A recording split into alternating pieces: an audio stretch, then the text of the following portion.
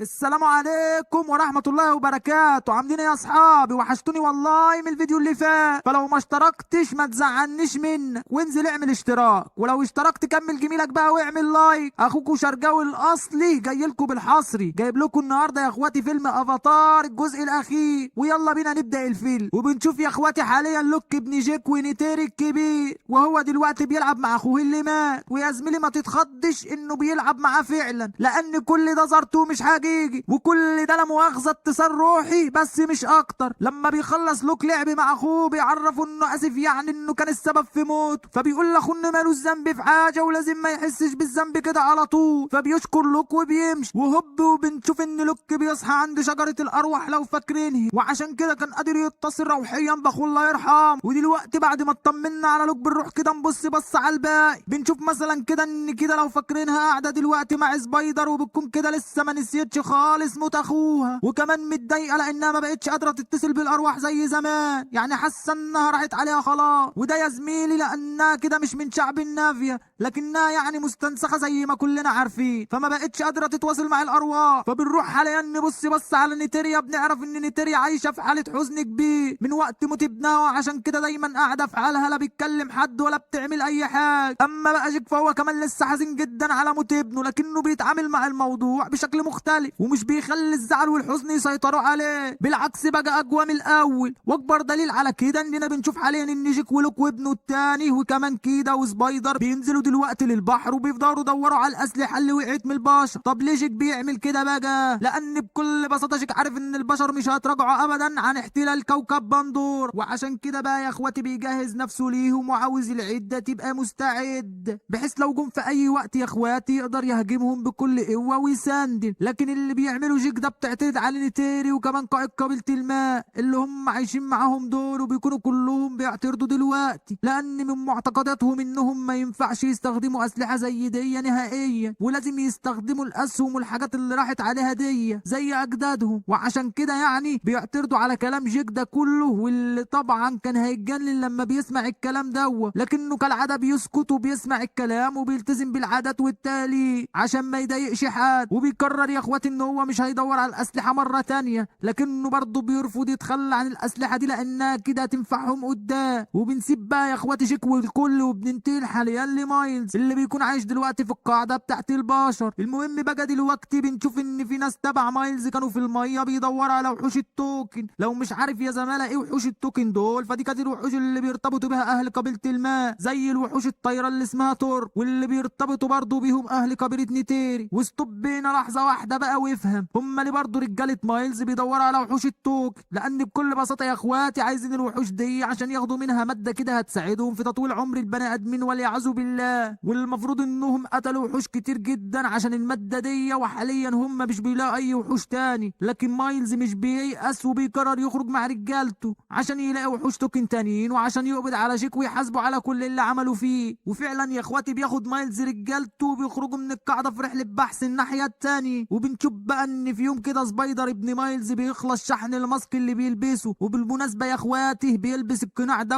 عشان يقدر يتنفس، لانه مش من النافيه فمش بيعرف يعني ان هو يتنفس على الكوكب بشكل طبيعي. والعبره هنا بقى يا اخواتي انه بيكون شحن الماسك بتاعه هيخلص وهيموت، لكن جيك والكل بيلحقوه وبيركبوا له ماسك تاني مشحون. وبعد كده قعدوا جيك ونيتيري مع سبايدر وبيعرفوه ان هو هيودوه دلوقتي الناس كده واسمهم تجار الرياح عشان يعيش معاهم، ومع الناس دول بقى هيقدر ان هو يتنفس بشكل طبيعي، لانه ما ياخدوه بعد كده ويوصلوا للبشر المكان اللي هو بينتمي ليه، وانه مش هينفع يعني يفضل عايش معاهم وكده على طول. فالوحيد اللي بيتصدم سبايدر، لكنه مش بيقدر يرفض الكلام ده كله. وعلى طول تاني يوم يا اخواتي جيك بياخد نيتيري وكمان لوك وابنه الصغير وكتير من القبيله، وبينطلقوا بقى في طريقهم عشان يودوا سبايدر لتجار الرياح. ولحد هنا مفيش مشاكل كبيره، المشاكل بقى بدات لما فجاه بيطلعوا على جيك والكل قبيله كده اسمهم اهل الرماه، ودول بقى يا صديقي من شعب النافي، لكنهم جماعه غشمه قوي قوي وبيشتغلوا كمان قطاع طرق. فحاليا بقى بيطلعوا على جيك واللي معاه ويفضلوا يتعاركوا معاهم بمنتهى منتهى الغشامي، وبيقدروا انهم يقتلوا منهم كتير جدا، ولكن جيك بيقدر يحاربهم ويقتل منهم برضو كتير ويبعد عنهم. اما بقى نتيري اتعاركت مع زعيمة القبيلة دي، وللاسف بتتصاب نتيري اصابات خطيرة، وبسببها بتقع من على الوحش الطاير اللي كانت راكباه وهي في الغابة، وبتقع مصابة جام. اما بقى جيك بعد ما خلصت الليلة دي بيفضل يلف هنا وهناك يدور على نتيري لحد ما بيقدر يلاقيها فعلا. ولكن يا اخواتي يا فرحة ما تم، لان فجأة بيطلعوا من تحت الارض مايلز ورجالته وبيقبضوا على جيك وعلى نتيري، وبيكون يا اخواتي مايلز عايز ياخدهم للقاعدة. لكن جيك بيتكلم معاه يا اخواتي وبيعرفوا ان سبايدر في خطر، لانه مش معاه غير قناع وهو خلاص يعني قرب يخلص،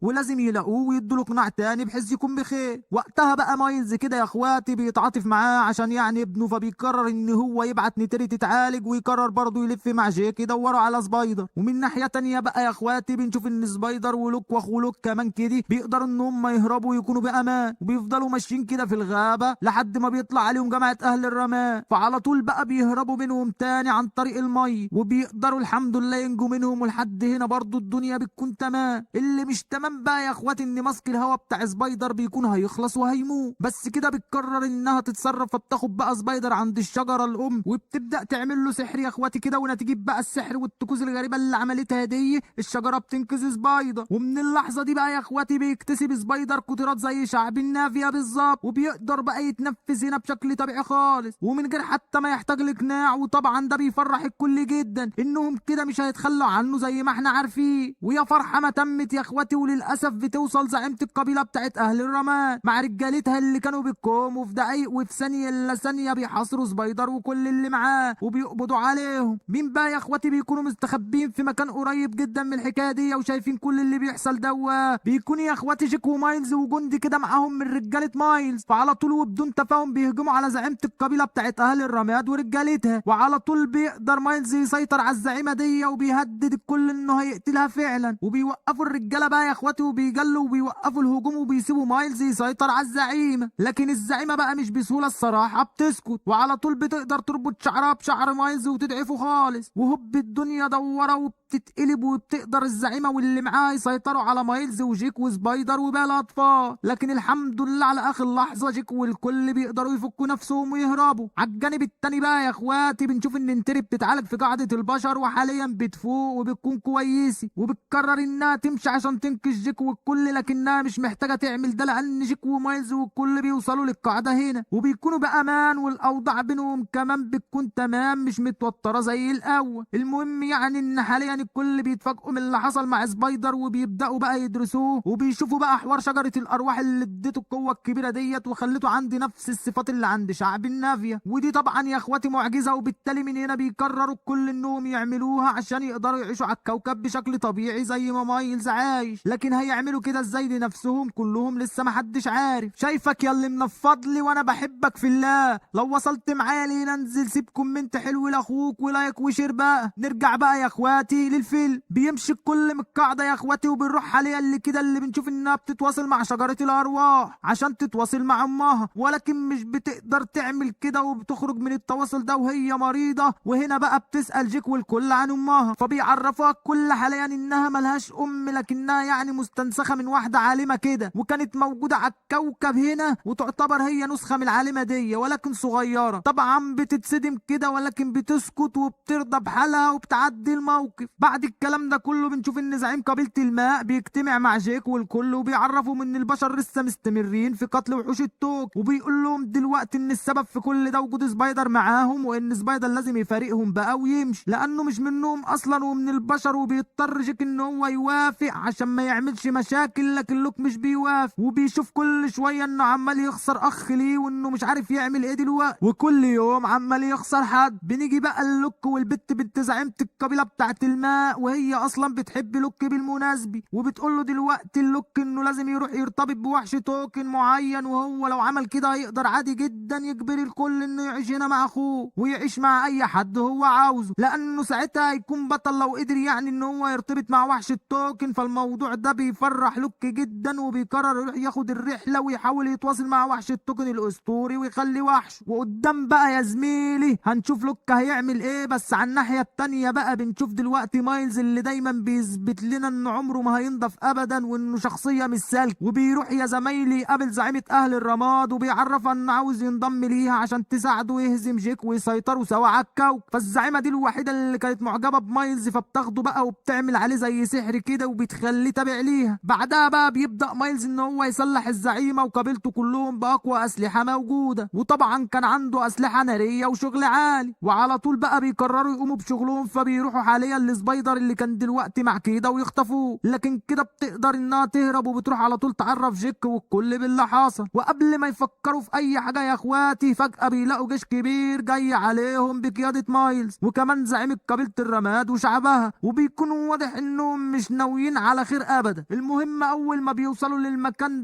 بيبداوا يحرقوا في كل حاجة قدامهم، وبيكون طلب مايلز على فكرة بسيط جدا، وهو سلمونا جيك واحنا نسيبكم في حالكم. وفي اللحظة دي زعيم قبيلة الماء وباقي شعبه بيقرروا انهم هيقفوا مع جيك، لانه واحد منهم حتى لو ده معناه موتهم لاخر واحد فيهم. بس بنيجي هنا يا اخواتي وجيك نفسه بقى بيرفض الكلام وبيجي المايلز وبيسلم نفسه وبيقول له يعني انه يسيب الناس دول عايشين في حالهم. فبيوافق مايلز فعلا وبياخد جيك وبيمشي، وبعد وقت بقى مش طويل كده من كل بيوصل مايلز ومعاه جيك وسبايدر للقاعده بتاعت البشر. وبنشوف بقى يا صديقي ان القاعده دي كبيره جدا وفيها بشر كتير. طب ده اللي حصل لان لو تفتكر في الجزء اللي فات شفنا ان كوكب الارض خلاص اتدمر والبشر جايين يستعملوا الكوكب ويعيشوا فيه هنا، وعشان كده عدد البشر كبير زي ما انت شايف كده. المهم بقى ان بيوصل مايلز ومعاه جيك وسبايدر وبيكون معاهم برضو قائد قبيله اهل الرماد وكمان شعبها. وبتيجي حاليا القائده اللي بتدير القاعده وبتعترف بقى على مايلز لانه دخل قبيله اهل الرماد لغايه هنا، لكن مايلز بيعرفها ان دول حلفائهم ومش هيمشوا من هنا ابدا لانهم هيحتاجوه. فبتوافق فعلا القائده وهي مضطره. بعد كده بيحبسوا جيك في زنزانه كده، وبنعرف انهم هيخلوه بعد كده عشان يطلع معاهم في عمليه الاستعمار، واكيد هيفيدهم لانه حافظ كوكب شبر شبر. المهم بنشوف برضو ان سبايدر اول ما وصل بيفضلوا يعملوا عليه اختبارات وحاجات كتير شبه كده، لكن كل ده مش مهم. المهم فعلا ان في مره بيروح مايلز بقى لسبايدر وبيتكلم معاه وبيحاول يعني يعرفه ان ابوه وانه بيحبه وكل الكلام العاطفي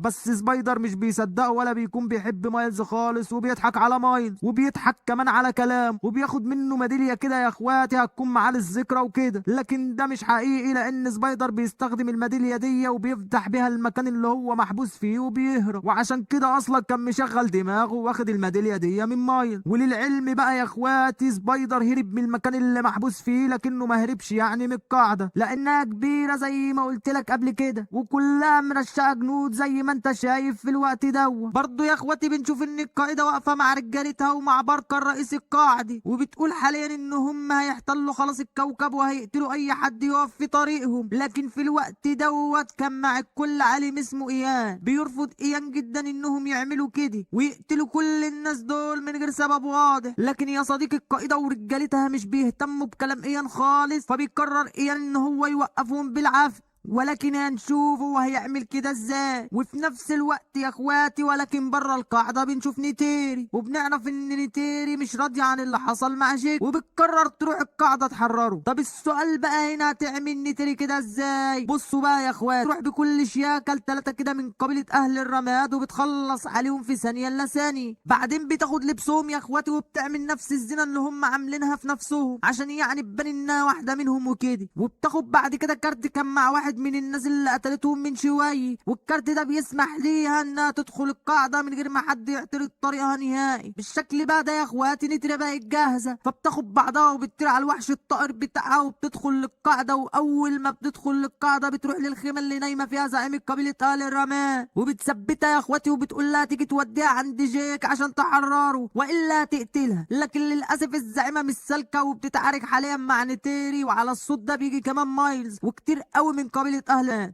وبيتعاركوا معاه، فبتطير نيتيري على وحشها الطاير ده وبتهرب منهم وبتفضل بقى تعمل تفجيرات وحاجات كتيره في المكان باستخدام القنابل والصواريخ اللي كانوا اصلا مع جيك. والاخت نيتيري بتدشمل الدنيا خالص. لكن في نفس الوقت ده برضه بنشوف ان الدكتور ايام بيركب كده آلة ضخمه شبه الونش وبيروح عند زنزانه جيك وبيدمر الزنزانه خالص وبيحرره. بعد كده بقى بيتقابلوا جيك وسبايدر وبيكملوا هروب سوا، وطبعا الجنود ومايلز والكل بيحاولوا يوصلوا لهم. وفعلا في طياره كده كده وصلت ليهم، والطيار اللي كان فيها هيضرب عليهم نار دلوقتي، بس بتوصل نتري على اخر لحظه وبتخلص على الطيار ده، وبتاخد بقى جيك وسبايدر وبيهربوا من القاعده خالص. واخيرا يا اخواتي بيكونوا في امان، وبيروحوا دلوقتي لمكان معين في الغابه، وبيطلب جيك من نتيري انها تنزل فيه، فبتنزل في المكان ده فعلا، وهي مش فاهمه جيك جايبهم ليه هنا بالظبط. بقى جيك مراته نتيري على جنبه وبيتكلم معاها وبيعرفها حاليا انهم لازم يقتلوا سبايدر، لان البشر مش هيهدوا لما يوصلوا له مره تانية، وساعتها هيدرسوه كويس جدا ويحللوا كل حاجه في جسمه، وهيعرفوا بقى هو ازاي بقى قادر يتنفس على الكوكب بتاع بندور. وبالتالي بقى يا اخواتي وقتها هيخلوا نفسهم هم كمان يقدروا يتنفسوا على الكوكب، ودي هتكون مصيبه كبيره قوي ليهم. عشان كده لازم يقتلوا سبايدر. الوحيده اللي بتتصدم نتيري، لكن هي بتشوف ان للاسف ده فعلا الحل الوحيد، فبتوافق على كلام جيك. جيك بقى بياخد سبايدر على جنبه وبيكون خلاص هيقتله، لكن في اخر لحظه مش بيقدر، فبيقرر بقى يا اخواتي انه هيسيبه عايش وهيحارب مايلز وباقي البشر بطريقه مختلفه لاخر نفس في حياته. وهقول لكم بقى دلوقتي الطريقه المختلفه اللي ناوي يحارب بيها ببساطه دي. الموضوع يا اخواتي ان جيك بياخد بعضه وبيروح عند كهف كده، وهناك بيتصل بوحش التركي الاسطوري اللي سبق واتصل بيه قبل كده زمان خالص، وده كان اول واحد تقريبا يقدر يتصل بوحش عملاق زي ده. من وقتها اصلا وكل الناس كانوا شايفين جيك انه شخص مميز. وجيك يا اخواتي هنا حاليا بيتصل بوحش الترك وبياخده وبيطير وبيروح عند قبيله الماء، وبيقابل هناك الزعيم بتاع القبيله. والكل يا اخواتي اول ما بيشوفوه جاي دلوقتي بالوحش العظيم اللي معاه بيقرروا انه يعني ياخدوه في صفهم ويحاربوا مع البشر لاخر نفس. وبيجي دلوقتي بقى شعب النبي من كل مكان وكل القبائل وكلهم ينضموا لجيك في حربه، لكن جيك بيشوف ان ده كله مش كفايه برضه، فبناء عليه بياخد جيك الكل وبيروح يقابله ملوك وحوش التوكن. ودول وحوش توكن ولكن حجمها كبير جدا، وفعلا هم مملوك كل الوحوش حرفيا. المهم ان جيك حاليا بيطلب منهم ان هم يحاربوا البشر معاهم، لكن بيرفضوا. بس كل ده بقى بيتغير لما بيوصل للمكان لوك ومعاه بنت قائد قبيلة الماء وبقى اصحابه. وبيكون لوك على فكرة ما اتصلش بوحش توكن عظيم، لكنه بيكون جاي دلوقتي ومعاه وحش التوكن بتاع اخوه اللي هو مات. وبيكون الوحش ده اصلا يا اخواتي خلاص بيطلع في الروح وهيموت، لكنه بيتكلم دلوقتي، او بمعنى اصح اخوه لوك هو اللي بيتكلم من خلال الوحش مع وحوش التوكن الملك. ومن خلال وحش التوكن اللي هو حاليا المصاب بيطلب منهم انهم يساعدوا جيك، والا البشر هيخلصوا على كل التوكن اللي في الكوكب. وقتها بقى يا اخواتي وحوش التوكن الملوك بيوافقوا، وبيقرر ان هم يحاربوا مع جيك واللي معاه. وبيبداوا بقى يا اخواتي يستعدوا للمعركه. وبنشوف حاليا ان جيك بيطلب من لوك وسبايدر وكده واصغر طفل من اطفال جيك انهم يفضلوا دلوقتي هنا في امان، وان لو حصل اي حاجه وجيك ونتري ما رجعوش يهربوا. بيخلص بقى جيك كلامه وبياخد جيشه وبينطلق بقى لحربهم على الناحيه التانيه. بنشوف بقى يا اخواتي ان البشر بقياده القائده بتاعت القاعده بيقرروا يروحوا المعركه دي بكل جيوشهم ومعداتهم، ولكن مش بياخدوا معاهم لا مايلز ولا قبيله اهل الرماد، لانهم شايفينهم فشلوا وهيخسروهم. بس بينطلقوا بقى في طريقهم بعد وقت مش طويل من كل بيوصلوا عند جيك واللي معاه. وهنا بقى بتبدا المعركه، وفي مشهد من اكتر المشاهد روعه اللي هتشوفوها بيظهر يا اخواتي دلوقتي وحوش التوكن الملوك في مشهد مهيب ومرعب، وبيحاربوا البشر وبيدمروا معداتهم وبيفضلوا يقتلوا فيهم، وبيدخلوا كمان جيك ونتري وباقي الجيش بوحوشهم سواء التوكن او الترك، وبيفضلوا يتعاركوا يا اخواتي مع اي حد قدامهم. لكن للاسف كل ده ما كانش كفايه، لان بيجي دلوقتي مايلز واللي معاه وينضموا للمعركه. وساعتها بقى يا اخواتي بيقع جيك من على الطرق بتاعه وبيكون هيموت، فبيشوفوا سبايدر وكمان لوك. حاليا بيسيب اخوهم الصغير هنا وبيقرروا يروحوا ينقذوا جي. في الوقت ده بنشوف ان نتيري كانت مع زوج القائد قبيله الماء واللي كانت مصابه وبتموت من خلال المعركه، وفي كل ده هي اصلا كانت حامل، فبتفضل نتيري تحاول تولدها لحد ما بتنجح في وبتموت. بعد كده في الوقت ده بتاخد نتيري الطفل ده يعني عشان تهرب، لكن بيجي لهم مايلز ومعاه زعيم قبيله اهل الرماد وكم حد تاني، وبيكون معاهم اصغر اطفال نتيري لانهم قبضوا عليه، وبيقولوا دلوقتي ان نتيري تيجي معاهم كده بالذوق والا هيقتلوه. فبتروح فعلا معاهم نتيري، وفي الوقت ده بقى بيفضل لوك يقتل في اي حد قدامه وبيقدر يوصل لجيك وبيكون كويس. وفي نفس الوقت ده بنشوف ان كده وكمان سبايدر بينزلوا وبيتصلوا بالشجره الام اللي تحت الميه، وبسبب اللي عملوه ده يا اخواتي بتقدر كده انها تتواصل مع كل المخلوقات البحريه اللي في كل مكان، وبتخليهم يهاجموا البشر ومعدتهم وبيقدروا يدمروا فيهم بكل الطرق. بس المشكله ان حاليا كان مايلز اللي لسه معاه نتيري اصغر ابنائها في الوقت ده بيقرروا كل انهم يعملوا خطه عشان يعرفوا يوقعوا مايلز. سبايدر بيعمل نفسه انه يسلم نفسه خلاص لمايلز واللي معاه، وفعلا بيقبض مايلز عليه، لكن من العدم بيظهر بقى جيك ولوك والكل، وبيفضلوا يتعاركوا معاهم بكل قوه، وبياخد مايلز سبايدر وبيهربوا على وحش طرق، فبياخد بقى جيك وحش الطرق بتاعه وبيجري وراهم عشان ينقذ سبايدر. وبنشوف يا اخواتي ان نيتيري وقائد قبيله الرماد بيتقاتلوا سوا في معركه من اقوى ما يكون، لكن بتيجي كده اللي بقت قوتها مضاعفه بسبب اتصالها بالشجره الام، وبتقدر تهزم زعيم قبيله الرماد بمنتهى السهوله، وبتنقذ امها نيتيري وكمان اصغر اخواتها. وفي نفس الوقت ده بيوصل جيك عند مايلز اللي بينسى سبايدر خالص، وبيفضل دلوقتي يتخانق معاه في معركه قويه جدا جدا،